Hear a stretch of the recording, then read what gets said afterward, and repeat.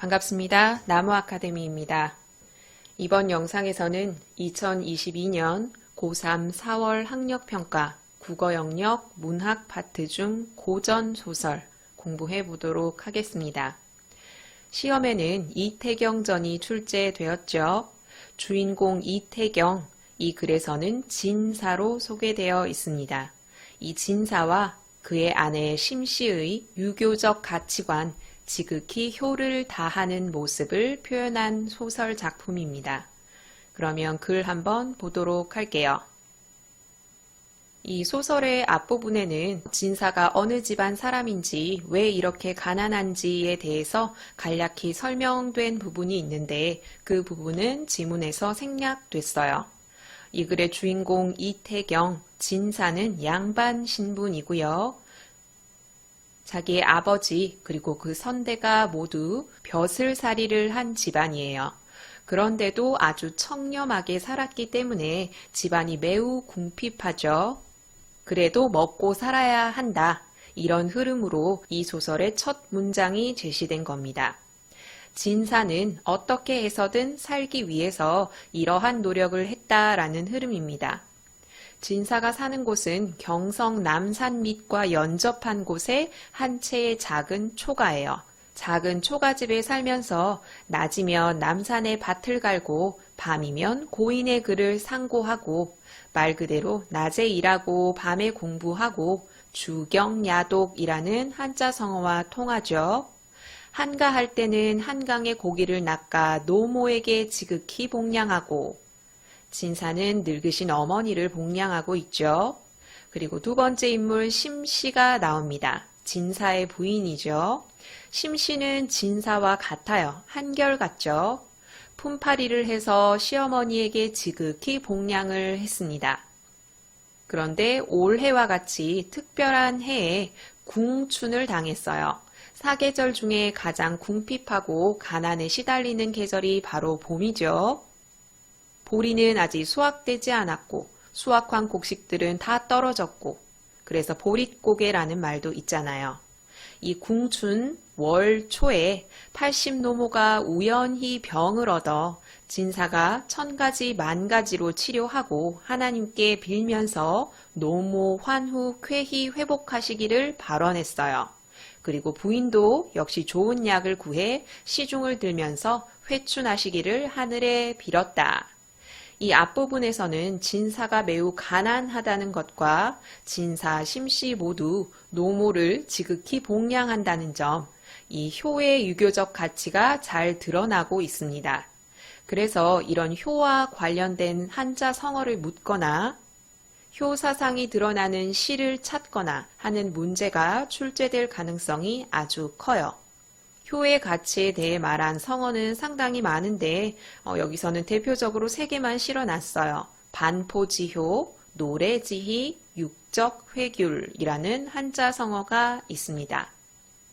이 효와 관련된 것 외에도 이 글의 각 부분에 관련된 적절한 한자 성어가 있거든요. 그래서 한자 성어를 묻는 문제가 출제될 가능성이 있습니다. 극진이 노모의 병이 낫기를 바랐는데 하늘에 매겨진 수명을 어찌 인력으로 하겠는가? 글 바깥에서 글을 전개하는 서술자가 갑자기 글 안으로 들어와서 이 상황에 대한 서술자의 심정, 생각을 설명하고 있어요. 서술자의 개입이 드러난 부분입니다. 이 글에서는 2군데 드러나기 때문에 이 부분을 찾아서 쓰라는 문제가 나오면 쓸 수 있을 만큼 확실히 인지하시기 바랍니다. 이 부분과 관련된 한자 성어에는 인명제천이 있을 수 있겠네요. 자, 그리고 노모는 불과 5, 6, 7일 만에 세상을 떠났어요. 진사는 머리맡에 앉아 통곡을 했고 심씨는 발시해서 통곡을 했다. 곡성이 진동하였다.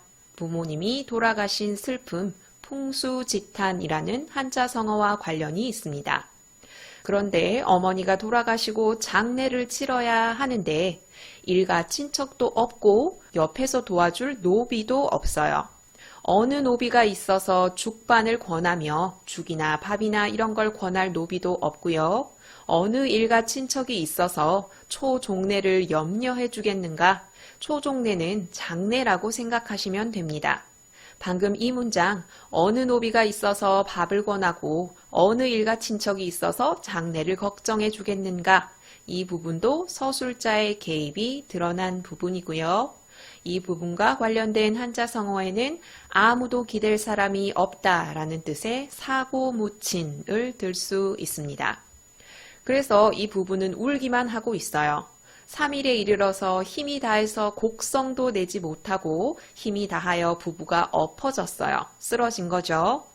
이때 꿈을 꾸게 되는데 그 꿈에 아버지가 나옵니다. 너희들이 이러하다가 초상을 치르지 못하면 그것은 불효다. 그렇게 하지 말고 집안을 뒤져보면 2홉 정도의 양식이 있으니까 그걸로 죽 끓여 먹고 자학동에 사는 오홍대감댁을 찾아가라. 그러면 구할 사람이 있을 것이다. 라고 말을 합니다. 이 부친이 나온 것은 꿈이죠. 몽사예요. 이 몽사의 기능을 묻는 문제가 학력평가에 출제가 됐죠. 우리는 부친이 왜 꿈에 등장했는지 정리하고 넘어가도록 합시다. 일단 표면적으로는 진사내외가 무엇인가를 먹고 기운을 차리게 하고 또 자학동의 오홍대감댁을 찾아가게 알려주기 위해서 꿈에 나왔다고 볼 수 있고요. 이면적으로 꿈에 나온 이유는 궁극적인 이유는 무엇이죠? 노모의 초상을 치를 방법을 알려주기 위해서입니다. 여기에 꿈에 잠깐 등장하는 부친 역시 진사 부부가 불효하지 않게 하기 위해서 등장했다는 점에서 역시나 유교적 가치를 지닌 사람이라는 걸 알 수 있습니다. 진사가 놀라서 깼죠. 부인을 깨워서 꿈 이야기를 하니까 부부의 꿈이 똑같았습니다. 이렇게 부부가 똑같은 꿈을 꾸고 꿈에서 누군가가 나와서 이를 알려주고 이런 것들은 전기적인 성격을 띠고 있다고 볼 수 있죠. 일어나서 부엌에 가서 뒤져보니까 과연 양식이 있어요. 그래서 그걸로 죽을 끓여 먹고 이제 무엇 남았죠? 자학동의 오흥대감댁을 찾아가는 일이 남았습니다. 자, 부인은 어머님 신체를 모시고 몸을 보전하소서. 몽사가 허사이기는 하나 꿈에서의 일은 실제 일은 아니죠. 그래도 나는 자학동으로 가보리다. 죄인이라고 한 이유는 어머님을 잃고 장례를 제대로 치르지 못했기 때문이죠. 만일 일가 친척을 만나면 다행이겠는데 그렇지 않으면 죄인의 일신을 팔아서라도 장례를 마쳐야 되지 않겠소? 라고 말을 합니다. 이게 바로 진사가 어머님의 장례를 치르기 위해 생각해낸 계책이지요. 자기의 몸을 팔아서, 즉 자기가 노비가 되어서 그 돈을 받아서 그 돈으로 장례를 치르겠다는 것입니다. 관련된 사자성어에는 고육지책, 궁여지책이 있겠네요. 진사는 자기 혼자 가려고 하죠. 그런데 심씨가 자기도 가겠다고 이야기를 합니다. 그랬더니 진사가 안 된다고 말을 하죠. 당신은 신분이 높고 귀한 사람이다. 물론 진사 자기 자신도 양반이에요. 그런데 이제 부인은 노비가 되는 것을 말리기 위해서 왜 그러느냐, 그래선 안 된다, 어찌 남의 집 방비가 되려 하느냐라고 이야기합니다. 심씨가 말하기를 부창부수다, 남편이 주장하고 아내가 따르는 것이 맞다라고 이야기하죠. 이것은 떳떳한 바다. 임금이 욕되면 신하가 죽고 가장이 곤욕을 치르면 아내인들 곤욕을 면할 수 없다. 부부는 한 몸이다. 그러니까 나도 같이 가겠다. 아내가 남편을 따르는 것은 당연하다를 내세워서 심씨도 진사를 따르겠다고 말을 합니다. 심씨 역시 유교적 가치관을 지닌 인물임을 알 수 있죠. 이 글에 등장하는 모든 인물이 다 그래요. 그래서 진사가 마지못해서 심씨와 함께 대감을 찾아 나섭니다. 문 밖에 문을 지키는 군사가 많이 있어요. 상당히 재력과 권력을 갖춘 인물임을 알 수 있죠. 진사가 잠깐 대감을 배웁고 신원할 말씀이 있다. 이 글에 어려운 단어가 꽤 많이 쓰이거든요. 그래서 단어 뜻을 묻는 문제가 출제될 가능성이 크니까 단어 뜻, 기본적으로 확실히 파악하십시오. 그래서 그 진사 부부가 대감을 만나게 됩니다. 대감이 묻죠. 너는 어느 뉘댁 비복이냐? 비는 계집종, 복은 사내종이죠. 너는 어느 누구의 노비냐라고 묻는 거죠. 아무래도 차림새와 땅에 엎드려 절하는 이런 모습을 보고 노비라고 생각했겠죠. 진사가 땅에 엎드려 이야기합니다. 소인이라고 말하고 있죠. 소인은 신분이 낮은 사람이 높은 사람에게 말을 할 때 자기 스스로를 칭하는 말이거든요. 그런데 진사도 양반이기 때문에 사실 대감 앞에서 소인이라고 칭할 이유는 없어요. 그러니까 여기서는 진사가 이미 자기 자신을 노비라고 속이고 말을 한다는 걸 알 수 있죠. 소인은 전라도 남원에 거주하는 구대 진사댁 비복이온데 구대 진사가 자기 자신인데 자기를 거기서 일하는 노비라고 소개하고 있습니다. 이것도 거짓말이죠. 자기가 모시는 진사님이 올해 봄에 80노모님 초상을 당하시어 초상을 당했다는 건 사실이죠. 미처 염습제구를 준비하지 못하시어 장례 준비를 하지 못했어요. 그래서 우리 내외를 팔려고 하여 저희들이 왔나이다 라고 이야기합니다. 일부는 거짓말이고 일부는 진실이죠. 대감이 본래 적선하기를 좋아하는지라 대감의 성격을 직접적으로 제시하고 있습니다. 너희들을 팔려고 하면 얼마나 달라고 하던가 했더니 50냥 정도면 된다. 그랬더니 대감이 진사내외를 칭찬하죠. 대감이 말하기를 너희들은 충노 충비로구나. 충성스러운 노비로구나. 주인의 어려움을 위해서 팔려왔으니까요. 그래서 대감이 돈을 주면서 이것을 가지고 가서 장례를 마친 후에 와서 일을 하여라 라고 이야기를 합니다. 드난하다 역시 단어 뜻 주의 깊게 보십시오. 자, 이렇게 해서 두 내외가 가서 상을 치르는 것이 아니라 진사는 가서 상을 치르고 부인은 대감의 집에 남아서 노비로 일을 합니다. 중략 부분에서는 고초를 겪다가 라고 나왔는데 이 부부를 받아준 대감이 이 부인에게 마음을 품게 되거든요. 이것을 이 대감의 아내 되는 사람이 눈치를 채고 부인에게 혹독하게 일을 많이 시켜요. 빨랫거리도 이만큼 주고 삶으라고 하고 이런 내용이 있습니다. 그러다가 두 사람의 본래 신분이 밝혀져요. 그러니까 대감은 자기와 같은 신분의 사람을 노비로 부리게 된 거예요. 물론 거짓말 때문이기는 하지만 부렸다는 사실이 변한 건 아니죠. 그래서 대감이 임금을 찾아가서 자기는 죄가 있습니다 라고 고하는 부분이 바로 이 아랫부분입니다. 대감은 그 길로 탑전 왕의 앞에 나아가서 땅에 엎드려 이야기합니다. 소신이 여기 이 뒷부분에는 이 대감을 가리키는 용어가 다양하게 등장하거든요. 그래서 그 부분에 밑줄을 치고 기호를 매기고 가리키는 사람이 다른 하나는 한 문제가 출제될 수 있습니다. 자, 임금의 앞에서 일단 이렇게 얘기합니다. 소신이 1,001 나이를 먹어서 조정에도 응당 추잡한 일만 할 것 같으니까 나는 집으로 물러가겠다 라고 말을 합니다. 일단 대감이 자기가 하고자 하는 말을 은근히 둘러서 얘기하죠. 내가 추잡한 일을 했다라는 걸. 전하께서 이 말을 들으시고 눈물을 흘리면서 이야기를 합니다. 경이 대감이죠. 무슨 추잡한 일이 있어 거짓 칭탈을 하는고. 그러니까 임금은 이 말에 속뜻이 있다는 걸 꿰고 있는 거예요. 그랬더니 대감이 2차로 이야기를 합니다. 신이 어두워. 신이 어리석어서 전라도 남원에 살고 있는 구대진사 이태경을 몰라보고 천사, 문맥상 대감이라고 이해하시면 쉬울 것 같아요. 나의 노복으로 몇 달 부렸어요. 신의 죄를 조정에 전하시어 국법을 바르게 하옵소서. 자기가 신분 질서를 어겼다는 걸 말하고 있습니다. 그랬더니 전하가 말하기를 임금은 바로 대감의 말을 이해하지 못했어요. 자초지종을 자세하게 설명하지 않았죠. 그래서 짐이 전혀 모르겠구나 라고 이야기를 합니다. 짐은 임금이 스스로를 가리키는 말이죠. 그래서 3차로 대감이 임금에게 이야기를 전달합니다. 다름이 아니오라. 태경이 올해 봄에 80노모의 초상을 당했어요. 그랬는데 장례 준비를 하지 못해서 저의 내외에게 팔려온 것을 내가 몰라보고 몇 달 부렸사옵니다. 이제서야 자세히 설명을 하고 있죠. 그래서 상달 드립니다. 전하가 들으시고 눈물을 흘리시는 거죠. 이태경 내외에 효심에 감동을 한 거예요. 태경의 효성은 나도 몰랐는데 네가 어찌 알겠느냐.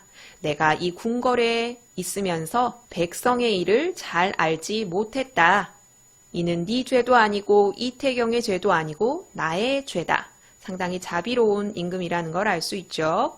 누구를 원망하고 누구를 탓하겠느냐. 수원수구하리요 라고 말하고 있습니다.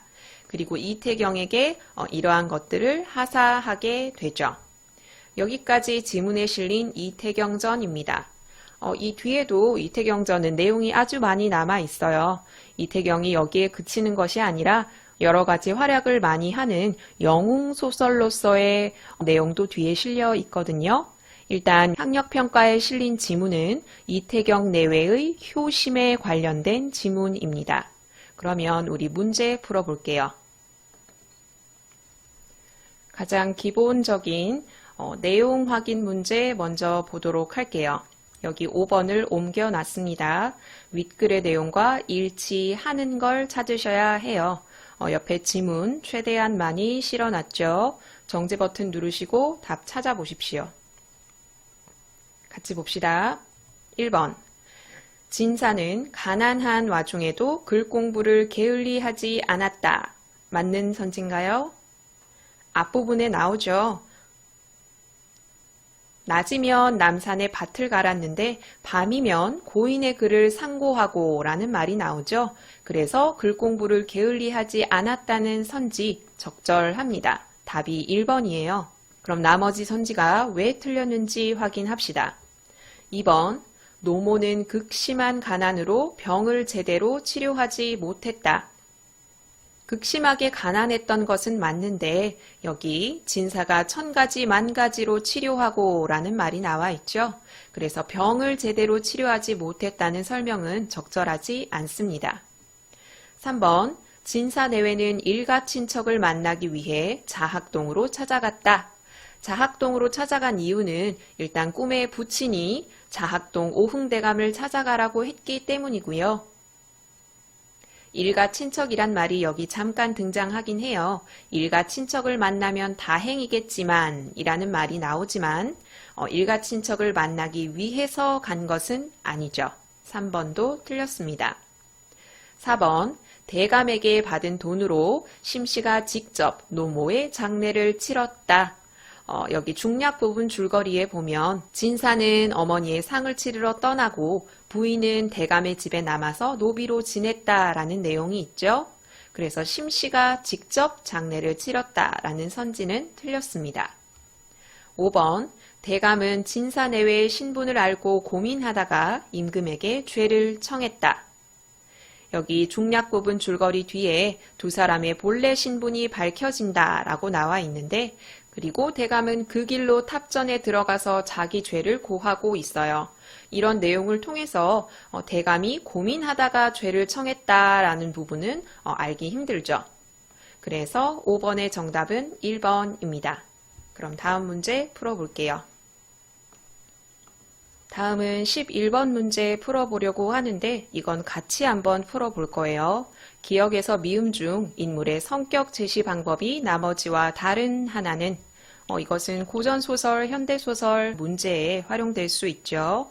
성격 제시 방법은 직접 제시, 간접 제시, 말하기, 보여주기라고도 이야기하죠. 그것을 한번 구분해 봅시다. 그럼 기억 같이 볼까요?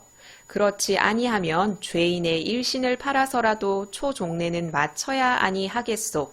이것은 간접 제시죠. 부모의 장례를 치르기 위해서 자기 스스로를 팔려고 하는 이런 대사를 통해서 간접적으로 유교적 가치관을 지니고 있는 진사의 성격을 보여주고 있습니다. 그럼 니은 보도록 할까요? 부부는 한 몸이니 첩도 기어코 한 가지로 하겠나이다. 이것은 간접 제시죠. 역시나 유교적 가치관을 중시하는 심씨의 성격을 간접적으로 드러내고 있습니다. 디귿은 대감이 본래 적선하기를 좋아하는지라. 이것은 직접 제시죠. 대감은 적선하기를 좋아한다 라고 직접적으로 이야기를 하고 있습니다. 그래서 11번의 답은 3번이고요. 리을 보도록 할게요. 다시 이것을 가지고 가서 내 상전에 초종 양례까지 치른 후에 와서 드난하라. 돈을 주면서 네 상전에 장례를 치른 후에 와서 일해라 라고 말하고 있습니다. 내외를 노비로 샀기 때문에 사실 장례를 도와주라고 보낼 필요는 없죠. 그런데 이렇게 가서 장례까지 돕고 난 후에 와서 일해라. 대감의 정이 깊은 성격을 간접적으로 드러내고 있습니다. 미음, 전하 들으시고 옥루를 흘리시고 말씀하시기를. 임금이 눈물을 흘리는 장면, 여기도 역시 간접 제시죠. 인정이 많고 인자한 임금의 성격을 간접적으로 제시하고 있습니다. 이렇게 간단한 문제 풀어봤는데 서술자의 개입에 관한 문제, 다른 작품을 인용해서 출제될 가능성이 크고요. 효와 관련된 사자성어, 효와 관련된 다른 작품, 그런 것에 관한 문제도 이 자료에 실려 있으니까 공부하신 후에 문제 꼭 풀어보시길 바랄게요. 이태경전 해설 영상은 여기서 마무리하도록 하겠습니다. 이 모든 자료는 나무 아카데미 홈페이지에서 이용하실 수 있습니다.